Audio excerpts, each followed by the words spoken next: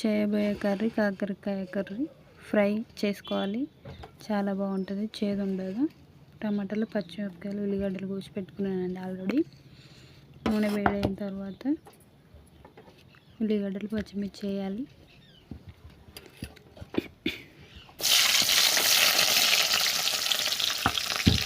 పచ్చిమిర్చి, ఉల్లిగడ్డ వేగిన తర్వాత ఒక 1 స్పూన్ పసుపు వేయాలి.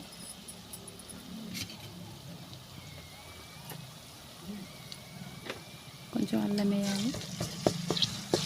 తగినంత అల్లం వేసి ఇంకా కలుపుకోవాలి. తర్వాత కాకరకాయ వేయాలి. కాకరకాయని మంచిగా చాలాసేపు సిమ్లో మంచిగా మగ్గనివ్వాలి. తర్వాత కారపొడి వేయాలి, సాల్ట్ వేయాలి,